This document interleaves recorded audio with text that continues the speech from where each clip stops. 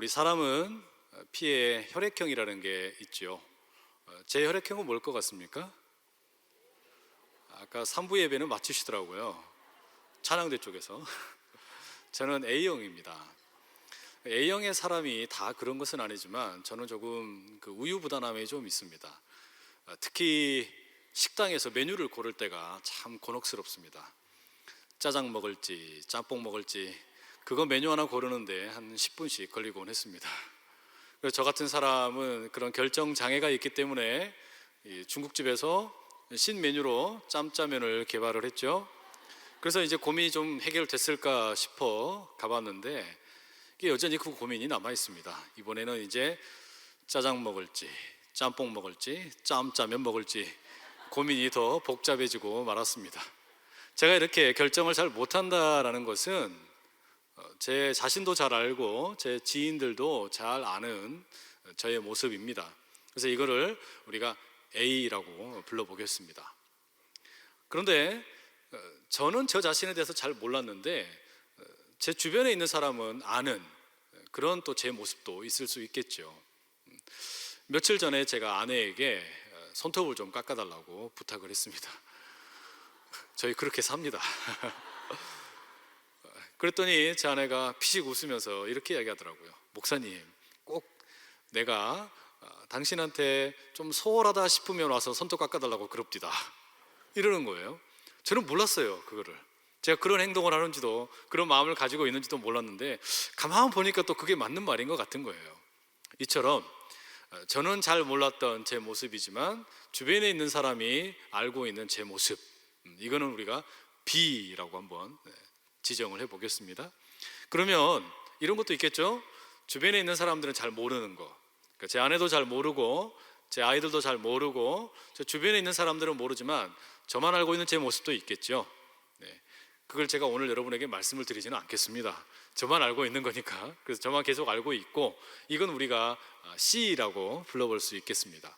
자, 그러면 마지막 하나가 남아 있습니다. 그거는 뭐냐면 나도 잘 모르고 그리고 다른 사람들도 잘 모르는 그런 미지의 영역, 어둠 속에 있는 영역, 이런 것도 있겠죠. 그걸 우리가 D라고 불러볼 수 있겠습니다.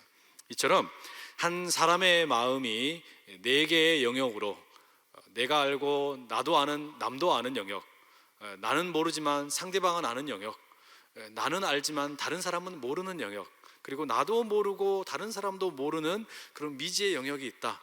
이렇게 마음의 창이 네 개로 있다라는 이론을 1955년에 조세프 러프트라는 사람과 해리 잉햄이라는 두 학자가 개발을 했는데요. 이 두 사람의 이름을 합쳐가지고 조아리의 윈도우, 조아리의 창, 그림 보이시죠? 이런 이론을 만들어서 소개한 적이 있습니다. 오늘 여기서 이 네 개의 창 가운데 우리가 관심을 가지려고 하는 것은 A, B, C가 아닙니다. 이 D입니다. D.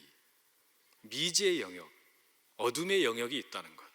내 마음 속에 아무도 모르는, 나도 모르고 남도 모르는 D가 있다는 것. 이걸 한번 생각을 해보려고 합니다. 왜 그럴까요? 그리고 그게 무슨 의미가 있겠습니까?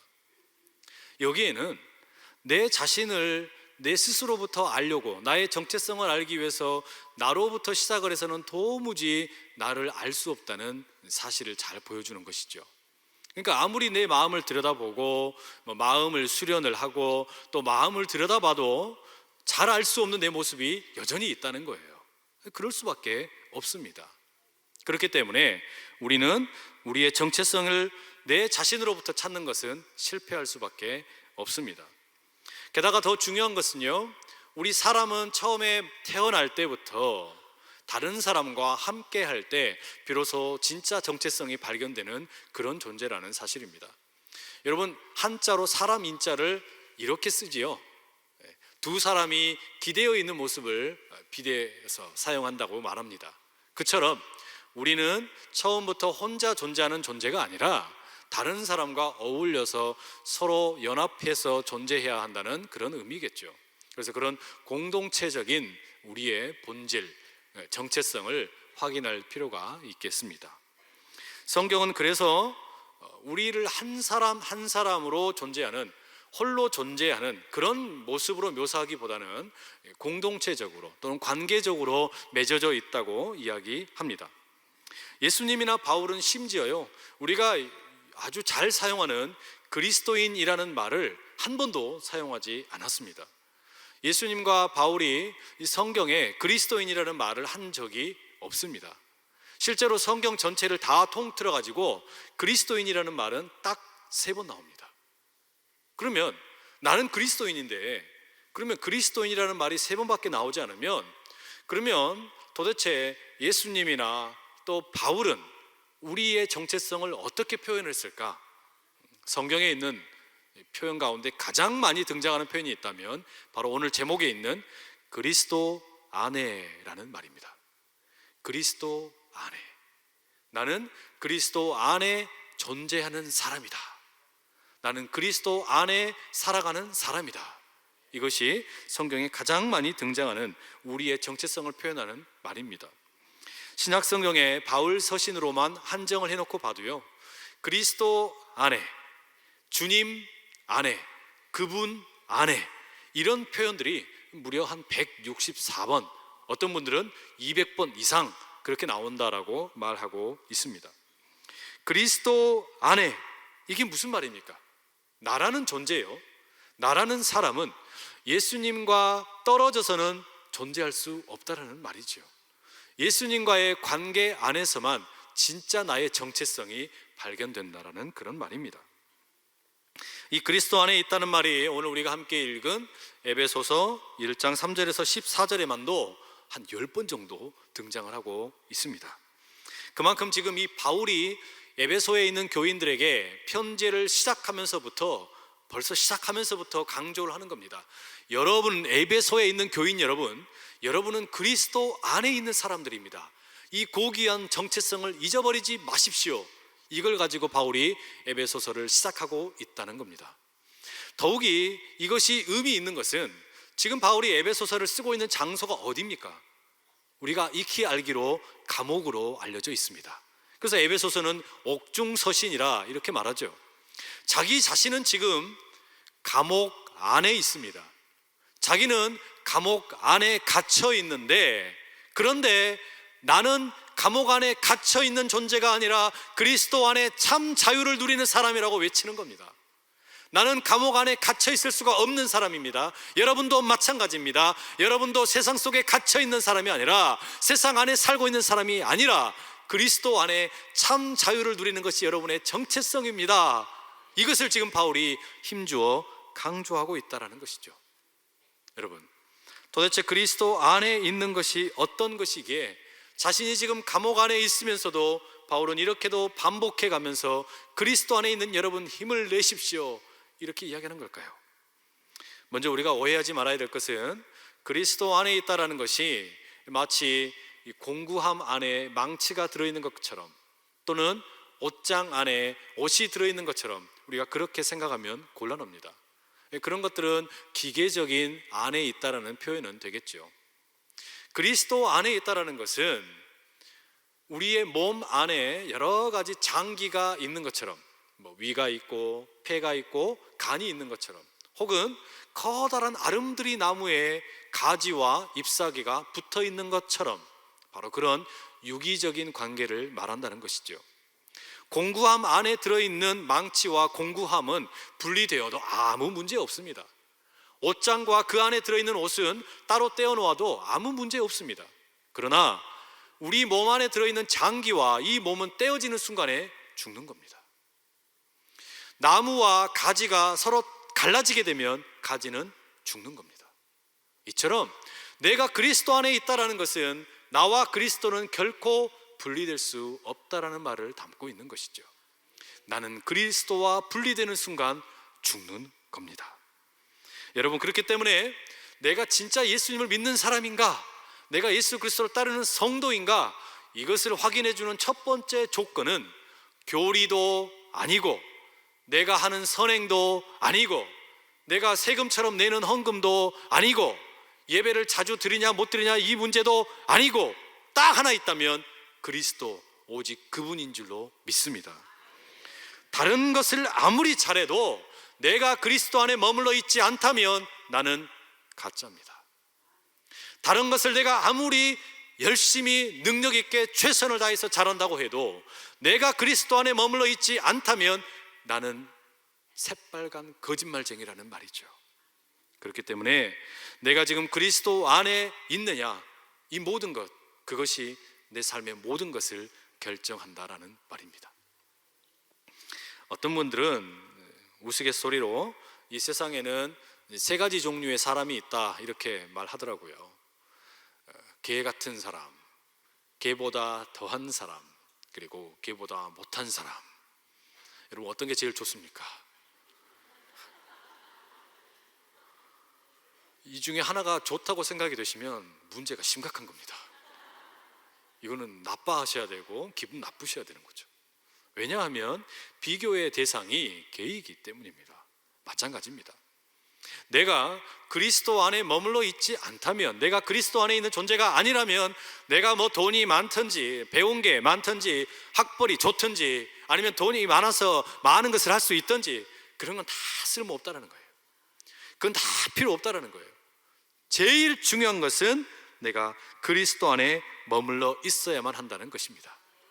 그래서 바울은 여러 서신에서 우리를 가리켜, 사람을 가리켜 아담 안에 사는 사람과 그리스도 안에 사는 사람, 이렇게 대비시켜서 두 그룹으로 나누는 모습을 종종 보여줍니다.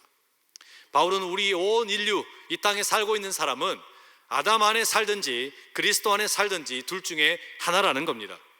그런데 이 아담이나 그리스도가 그냥 공구함이 아닙니다. 아담이나 그리스도는 바로 리더이고 캡틴이고 우두머리입니다. 때문에 아담 안에 거하는 사람은 아담의 지배를 받고 아담의 리더십을 따르게 됩니다. 하지만 그리스도 안에 거하는 사람은 그리스도의 지배를 받게 되고 그리스도를 따르게 됩니다. 그렇기 때문에 내가 지금 누구를 모시고 사느냐, 너무나 중요하겠죠. 여러분, 지금 여러분은 아담을 모시고 있습니까? 그리스도를 모시고 있습니까? 제가 최근에 인터넷에서 아주 흥미로운 기사를 하나 읽은 적이 있습니다. 아메리칸 드림. 이 아메리칸 드림이라는 말은 가난한 국가에서 태어난 사람들이 미국에 이민 가서 내가 성공해 보겠다, 그런 희망을 담고 있는 말이죠. 그래서 그 미국 땅에서 시민권을 얻는다는 거, 국적을 획득한다는 거, 모든 가난한 나라 출신 사람들이 꿈꾸는 바입니다. 때문에 자녀를 임신한 부모가 우리나라에서도요, 원정 출산이라는 걸 가서 그 자녀에게 미국 시민권을 주려고 하는 그런 삐뚤어진 이 부모의 마음들이 나타나기도 합니다. 그렇게라도 해서 독수리가 새겨져 있는 미국의 여권을 자녀의 손에 쥐어주고 싶은 그런 열망이 있다라는 것이겠지요. 실제로 외국의 공항 다니다 보면 공항 검색대에서 다른 나라에 들어가면서도 자신이 미국 시민이라며 그 독수리 여권을 보여주며 아주 자랑스럽게, 약간은 거만하게 서 있는 사람들을 종종 볼 수 있습니다. 그런데 엉뚱하게도요, 최근에 이 소중하고 이렇게 좋은 미국의 시민권을 스스로 포기하는 사람들이 늘어나고 있답니다. 2009년 이전에는 이 미국 국적을 포기하는 사람이 한 해를 다 통틀어도 200명에서 400명 정도밖에 되지 않았는데 2010년이 지나면서 2010년에는 1000명이 넘고 2013년이 넘어설 때는 3000명이 넘는 사람이 미국 국적을 스스로 포기했다는 거예요. 이게 왜 그랬을까요? 돈 때문입니다. 2010년 3월에 미국에서 해외 금융계좌 신고법이라는 것을 만들었습니다. 이게 뭐냐면, 쉽게 이야기하면 이 미국 사람들 중에 외국에 나가가지고 돈을 버는 사람들이 있을 거 아닙니까? 그런데 그게 2010년 전에는 그 외국에서 벌어들인 소득을 좀 이렇게 소득 제대로 신고 안 해도 크게 문제가 되지 않았답니다. 그런데 이 법이 2010년에 만들어지면서부터 어떤 일이 생기게 되었냐면, 지금까지 소득을 제대로 신고 안 했던 거 다 제대로 신고해라, 자진 납세해라, 이거 안 하면 벌금 때리고 세금 폭탄 때리고 이제 아주 원천적으로 다 조사해내겠다, 다 발본색원하겠다, 이렇게 한 거예요.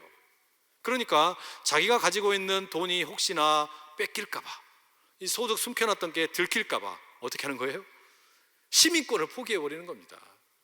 그 좋은 미국 시민권을 포기해버리겠다는 거예요. 여러분, 그러면 그 사람은 자신의 정체성을 미국의 시민이라는 정체성보다 뭘 더 쫓아다니는 겁니까? 이 돈을 쫓아다니는 거예요. 이 사람은, 그런 사람들은 자신은 그렇게 생각하지 않는다고 말할지 모르지만 돈에 끌려다니는 겁니다. 돈에 지배를 받고 산다라는 말이죠. 이런 게 바로 아담 안에 거하는 삶의 모습입니다. 우리는 태어날 때부터 본성적으로 아담 안에서 거하며 아담의 지배를 받으며 돈이나 명예나 정욕이나 분노나 악한 마음이나 이런 삶의 모습으로 익숙하게 살아가는 것이 본성처럼 느껴졌습니다. 내 인생에서 주인 노릇을 하고 있는 그 첫 사람 아담의 리더십을 갈아치우지 않고서는 내 삶의 이런 모습이 결코 회복될 수가 없겠지요. 때문에 내가 그리스도 안에 거한다는 것, 내가 그리스도 안에 거한다는 것은 리더십의 교체 사건을 말합니다. 더 이상 내가 아담의 지배를 받는 것이 아니라 이제는 그리스도의 지배를 받는 삶으로 돌아서겠다. 이것이 바로 그리스도 안에 거하는 삶을 말하는 것이죠. 우리 여기 앉아 계신 분들 중에 대부분은 아마 세례를 받으셨을 겁니다. 이 세례를 받았다는 게 뭡니까? 내가 그리스도와 함께 죽고 그리스도와 함께 살아나는 것이 세례인데, 도대체 뭐에 대해서 죽고 뭐에 대해서 살아나는 겁니까? 내가 아담의 지배를 받던 그 삶에 대해서는 이제 죽고 이제 그리스도와 함께 그리스도의 지배를 받는 삶을 살게 되는 것, 그게 세례 아닙니까? 바로 그 세례의 은혜 속에 우리가 나는 이제 더 이상 아담의 지배받는 사람이 아니고 하나님의 아들 예수 그리스도의 지배를 받는 삶이다, 이것을 선언하는 것이 세례인 줄로 믿습니다. 아담 안에서 절망이 그리스도 안에서 소망으로 바뀝니다. 아담 안에서 상처가 그리스도 안에서 치유가 됩니다. 아담 안에서 죄악이 그리스도 안에서 구원이 됩니다. 아담 안에서 원망이 그리스도 안에서 용서가 됩니다. 아담 안에서 전쟁이 그리스도 안에서 평화가 됩니다. 아담 안에서 죽음이 그리스도 안에서 영원한 생명으로 바뀌게 됩니다. 그렇기 때문에 우리는 그냥 그럭저럭 살아가다가 죽는 사람이 아닙니다. 살다가 죽는 사람이 아니라 우리는 먼저 죽고 새롭게 사는 사람인 줄로 믿습니다. 내가 아담에 대해서 먼저 죽고 그리스도에 대해서 살다가 내 호흡이 끊어지면 영원한 삶을 살게 되는 것, 이것이 우리의 새로운 정체성이고 복인 줄로 믿으시기 바랍니다. 오늘 우리가 함께 읽은 에베소서 1장 이 3절에서 14절 한번 보십시오. 본래 이 본문은 헬라어 본문으로 보면 문장이 딱 하나입니다. 이렇게 길게 한 문장이에요.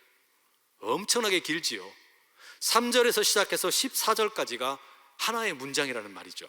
그래서 이게 너무 읽기가 복잡하니까 우리말로 번역할 때는 읽기 쉽게 잘게 문장을 쪼개어 놓았습니다. 그런데 여기 보시면 그리스도 안에 어떤 일이 일어난다고 적고 있습니까? 엄청나게 많죠. 그리스도 안에 하늘의 신령한 복을 주십니다. 그리스도 안에서 우리를 택하셨고 흠이 없게 하셨습니다. 그리스도 안에서 우리를 하나님의 자녀되게 하셨습니다. 그리스도 안에서 거저주신 은혜의 영광을 찬송하게 하셨습니다. 그리스도 안에서 죄 사함을 받게 하셨습니다. 그리스도 안에서 때가 찬 경륜을 예정하셨습니다.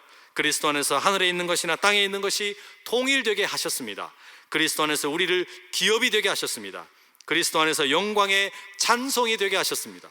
그리스도 안에서 구원의 복음을 듣게 하셨습니다. 그리스도 안에서 약속의 성령으로 인치심을 받게 하셨습니다. 할렐루야. 결국요, 그리스도 안에서 우리의 믿음의 시작부터 모든 것이 다 들어있다라는 말입니다. 그리스도 그분 안에 우리의 믿음의 모든 것이 들어있다라는 것이죠. 그런데 이게 좀 이해하기가 복잡하고 여러 가지 다양하게 섞여 있기 때문에 오늘은 이것을 딱 3가지로 정리해서 말씀을 드리려고 합니다. 첫째, 우리가 그리스도 안에 있는 존재가 되면 비로소 내 의미를, 내 삶이 어떤 것인지를, 정체성을 확실하게 알게 됩니다.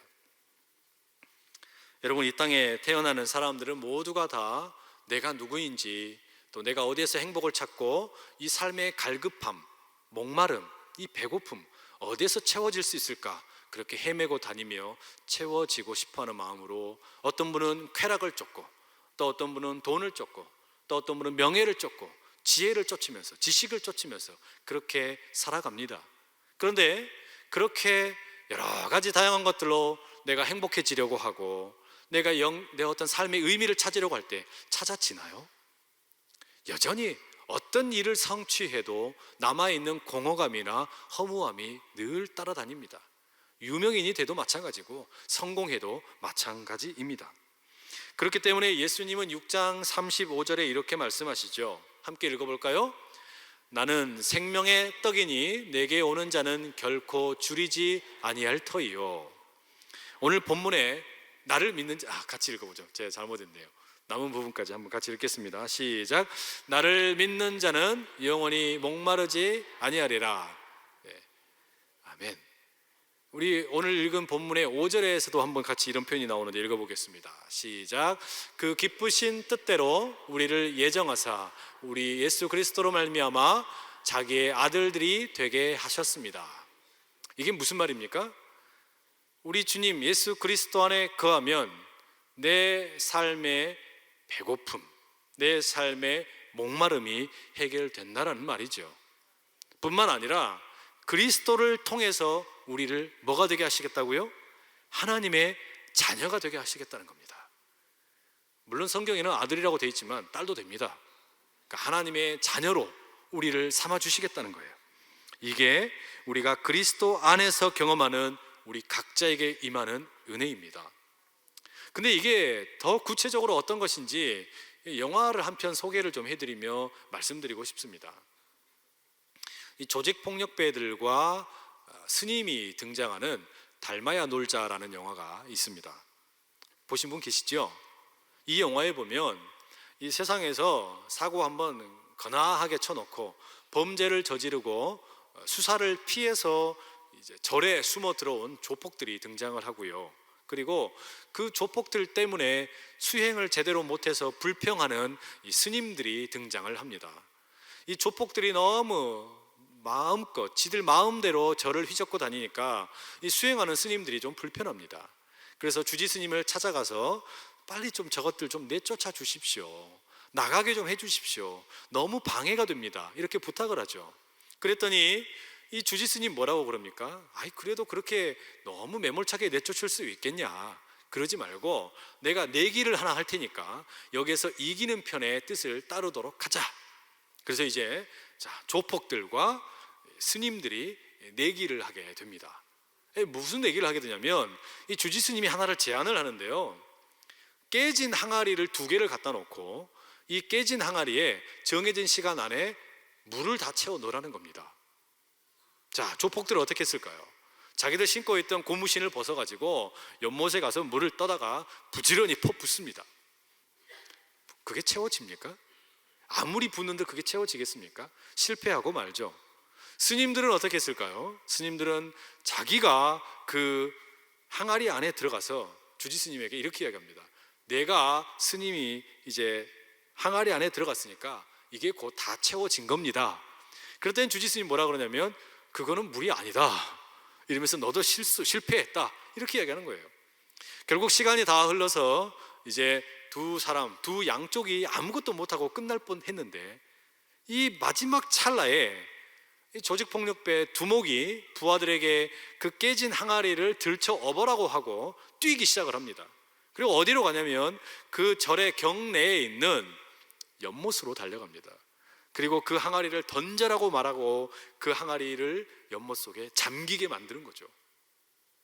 여러분 어떻게 됐겠습니까? 항아리에 물이 가득 찼습니다. 이 영화는 분명히 불교를 배경으로 한 영화이지만 이 깨진 항아리를 물속에 집어넣는 이 장면은 어쩌면 바로 그리스도 안에 우리가 산다는 것이 무엇인지를 보여주는 가장 정확한 모습이 아닐까 생각됩니다. 여러분, 왜 우리가 돈이 되었든 쾌락이 되었든 지식이 되었든 그런 것으로 우리의 삶을 채우려고 할 때 채워지지를 않을까요? 내가 깨진 항아리이기 때문입니다. 나는 본래 깨어진 항아리인데 상처받고 아픔이 있고 미지의 영역이 있는 깨진 항아리인데 그런 줄도 모르고 무조건 내 힘으로 내 능력으로 내 삶을 채워보겠다고 마구잡이로 집어넣지만 결국 깨진 부분으로 다 빠져나가 버리는 겁니다.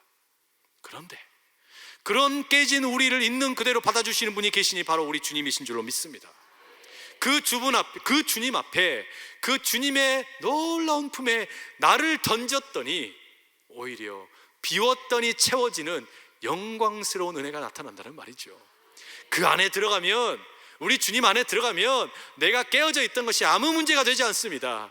도리어 채워지고 공허함이 해결되고 허무함이 사라지고 아픔이 치유되고 병이 물러가는 아름다운 역사가 일어나게 되는 줄로 믿습니다. 그렇기 때문에 바로 이런 은혜가 그리스도 안에 거하는 자 한 사람 한 사람에게 임하는 가장 영광스러운 은혜인 줄로 믿습니다. 두 번째로는요, 그리스도 안에 있는 자에게는 우리가 함께 다른 그리스도인들과 연합할 수 있는 능력이 생깁니다. 오늘 본문 10절의 말씀을 우리가 함께 읽어보겠습니다. 10절입니다. 시작. 하늘에 있는 것이나 땅에 있는 것이 다 그리스도 안에서 통일되게 하려 하심이라. 여러분, 이게 무슨 말씀일까요? 나는 본래 깨진 항아리인데 내 깨진 모습이 그리스도 안에 들어갔더니 아무 문제가 되지 않게 되었어요. 내가 이제 더 이상 다른 것을 찾아서, 다른 데서 행복을 찾아서 방황할 필요가 없게 되었다라는 말입니다. 그러면 비로소 옆에 있는 사람이 보이는 거예요.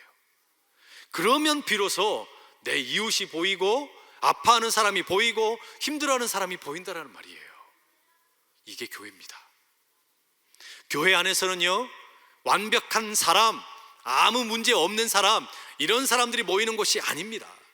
이 교회에는 상처받은 사람, 또 억울한 일을 당한 사람, 깨어진 상처가 많은 사람, 환자들 투성이입니다. 그런데 바로 그런 사람들이 그리스도 안에 거하면서 각자 받은 은혜를 서로 모여가지고 나눌 때 치유와 평화와 화해에 하나 되는 역사가 나타나는 줄로 믿습니다. 이게 교회예요. 그래서 교회는 가장 위대한 병원인 줄로 믿으시기 바랍니다.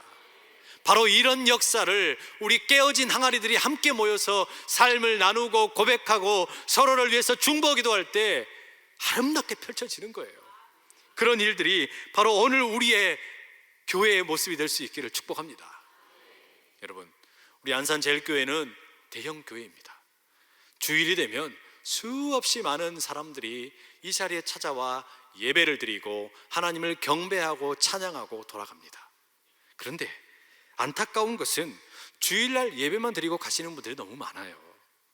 부탁드리고 싶은 것은 여기 오셔서 그냥 가지 마시고 어떤 소그룹이 되었든지 간에 소그룹에 들어가셔서 나의 깨진 모습을 주님이 만져주셨습니다. 아, 당신도 깨져 있었군요. 함께 만나서 그 소그룹 가운데 영적인 교제를 충만히 나누실 수 있기를 간절히 축복합니다. 교사로도 가시고 찬양대로도 가시고 또 구역 예배도 가시고 그런 곳에 가시면 여러분을 위해서 이미 준비되어 있는 많은 예비된 리더들이 있습니다. 구역장들이 여러분을 기다리고 있어요. 여러분을 환영하기 위해서 오시기만 하십시오. 우리가 잘 섬기겠습니다. 우리 함께 모여서 서로 기도하고 또 친교를 하면서 하나님이 우리를 어떻게 사랑하시는지 한번 나눠봅시다. 이런 그런 귀한 영적인 교제를 마음껏 나누실 수 있기를 축복합니다. 특별히 부탁드리고 싶은 것은 우리 남성분들, 어디 가서 내 삶에 숨겨진 이야기 하실 때가 있습니까? 이 남자는 특징이 혼자 있으면 자기만의 굴을 파고 들어갑니다. 거기에 머물러 있으려고 그래요. 그러지 마시고 다른 데 가서 다른 주님 찾으면서 이야기하지 마시고 우리 주님과 함께 귀한 교제 나누면서 그곳에서 영적인 교제를 나누실 수 있기를 간절히 축복합니다. 바로 그렇게 될 때 우리가 그리스도 안에서 이웃과 함께하는 복된 은혜를 경험하게 될 줄로 믿습니다. 마지막 세 번째는요, 이 그리스도 안에 있는 우리들은요 이제 세상을 변화시킬 수 있는 줄로 믿습니다. 우리가 본문 6절의 말씀을 함께 읽어보겠습니다. 시작. 이는 그가 사랑하시는 자 안에서 우리에게 거저 주시는 바 그의 은혜의 영광을 찬송하게 하려는 것이라. 14절 말씀도 함께 읽습니다. 시작. 이는 우리 기업의 보증이 되사 그 얻으신 것을 속량하시고 그의 영광을 찬송하게 하려 하심이라. 아멘. 이 6절과 이 14절의 말씀을 보시면 반복되는 표현이 있지요. 바로 하나님의 영광을 찬송한다라는 말입니다. 하나님의 영광을 찬송한다. 여러분, 우리를 그리스도 안에 거하는 자가 되면, 우리가 그리스도 안에 거하는 자가 되면 하나님의 영광을 찬송하게 된다는 거예요. 하나님의 영광을 찬송하게 된다. 그런데 이 하나님의 영광을 찬송한다는 것이 예배 시간에 찬송하는 것을 가리킬까요? 물론 그것도 맞지만 더 중요한 것은 그것을 뛰어넘습니다. 내가 하나님을 찬송한다는 것, 하나님의 영광을 찬송한다는 것은 주일날 한번 예배당에 나와서 찬송하는 것, 그걸 가리키는 게 아니에요. 내 삶의 자리에 들어가서 내 가정, 내 일터, 모든 만남의 지경에 찾아가서 바로 거기서 하나님의 영광을 찬송한다라는 말입니다. 그렇기 때문에 하나님의 영광을 찬송하는 사람은 이 세상은 다른 누구가 아니라 그리스도, 우리 주님께서 다스리십니다라는 것을 선포하는 사람인 줄로 믿습니다. 그리고 바로 그 주님께서 이 세상을 운행하시면서 이 세상을 뒤집으시고 이 세상을 새롭게 한다는 것을 믿고 선포하는 비전의 사람인 줄로 믿습니다. 우리가 그리스도 안에 거하게 되면 하나님을 찬송하면서 이 세상을 변화시키는 그 주님의 능력을 믿고 의지하게 된다는 거예요. 미국의 버클리 대학의 아주 유명한 사회학 교수님 중에 로버트 벨라라는 분이 있습니다. 이분이 2013년에 이제 돌아가시게 되었는데, 이분이 한국 사회와 일본 사회에 아주 뛰어난 연구를 많이 하신 분입니다. 그런데 이분이 한 번은요 일본에 대해서 연구를 한 것을 이야기한 적이 있습니다. 특히 일본의 그리스도인들에 대한 이야기였습니다. 우리 한국과 비교했을 때 일본의 그리스도인은 그 숫자가 현저하게 적지요. 다른 많은 잡신들은 많은데 그리스도를 믿는 그리스도인들의 숫자는 참 적습니다. 그런데 이 로버트 벨라 교수님의 이야기는 뭐냐면, 그 적은 숫자의 그리스도인들이 일본 사회의 주류 사회에 엄청난 영향을 끼쳤다는 거예요. 말하자면 일본 사회를 주도하면서 대단히 높은 수준의 윤리와 정의를 위해서 이분들이 뛰고 그렇게 세상을 바꾸었다는 겁니다. 이 일본 그리스도인들은 숫자로 보자면 작은 수이지만 그 사회를 건강하게 만든다는 면에서는 아주 커다란 영향을 끼친, 말하자면 아놀드 타윈비라는 사람이 자신의 책이었던 역사의 연구에서 이야기한 창조적 소수, 크리에이티브 마이너리티라고 말할 수 있겠습니다. 이 일본의 그리스도인들은 따라서 하나님의 영광을 세상에 창조하고 세상에 찬양하는 귀한 사람들이었습니다. 우리 한국 교회도 마찬가지 아닐까요? 우리 한국 교회의 위대함이 어디 있습니까? 한국 교회 선교 초기에 창조적 그리스도인들, 숫자가 적었지만 이 땅을 새롭게 하고자 노력했던 그 초기 그리스도인들의 모습 속에 있지 않았습니까? 그냥 우리가 살고 있는 이 땅에 안주하는 것이 아니라 하나님이 기뻐하는 세상으로 만들자, 애국과 애족하는 마음을 가지고 우리 식민지의 노예로 살아갈 것이 아니라 우리가 독립을 준비하자, 청년들을 깨우자, 청년들이 일어나서 이 땅에 일꾼으로 우뚝 설 수 있도록 계몽운동을 하고 학교를 세우고 병원을 세우는 일을 우리의 조상들이 그렇게 하지 않았습니까? 우리 초대교회 한국교회 성도들은 하나님의 영광을 찬양한 거룩한 창조적인 사람들이었습니다. 우리 안산제일교회도 마찬가지 아닙니까? 지난 50여 년의 역사를 생각해 보면 우리 교회가 지금까지 이렇게 부흥하며 발전하게 된 것은 고훈 담임 목사님과 초창기 성도님들의 그 헌신과 자기 비움과 노력이 있었기 때문일 것입니다. 그분들은 이 교회를 아름답게 세워간 창조적인 소수였습니다. 하나님을 찬양하고 하나님의 영광을 이 세상 가운데 드러내는 귀한 분들이었습니다. 단일 교회 가운데 사회복지센터를 15개씩 운영하는 교회 대한민국에 없습니다. 교회 가운데 이렇게 어려운 이웃을 돌보면서 이방 나그네를 돌보고 가난한 이들을 돌보고 장애우를 돌보는 이렇게 귀한 섬김을 하는 교회, 세상 가운데 하나님의 나라를 선포하며 이렇게도 멋지게 섬기는 교회 없습니다. 여러분, 우리가 그리스도 안에 거하고 있다는 그 정체성 때문에도 감사하지만 이렇게 귀한 믿음의 선배들이 있다는 것 때문에 우리가 얼마나 자부심을 가지고 우리의 신앙을 생활해야겠습니까? 우리 교회는 하나님의 영광을 찬송하는 창조적인 소수들이 이끌어왔던 귀하고 복된 교회인 줄로 믿으시기 바랍니다. 이제 우리가 뭐 해야 할까요? 다시 한번 하나님의 영광을 찬양하는 창조적인 소수로 살아가는 제2의 도약을 함께 꿈꿀 수 있기를 축복합니다. 이게 무슨 말이냐면 우리 안산 제1교회 성도님들만, 우리 2만여 성도분, 출석하시는 분들만, 1만여 성도분들만 복음에 제대로 미쳐서 살게 되면 안산시를 뒤집을 수 있을 줄로 믿습니다. 안산시를 변화시킬 수가 있습니다.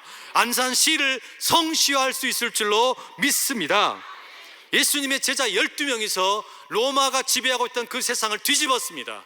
그런데 이렇게 많은 수가 하나님께 헌신하면 이 세상 못 뒤집겠습니까? 우리가 하나님께 제대로 매달리기만 하면, 그리스도 안에 거하기만 하면, 우리가 깨어진 모습이지만 그분 안에서 함께 모여서 연합하고 하나가 되면 이 세상을 향하여 영광의 찬송이 되어서 아름다운 능력을 드러내는 복된 하나님의 사람들이 다 될 줄로 믿습니다.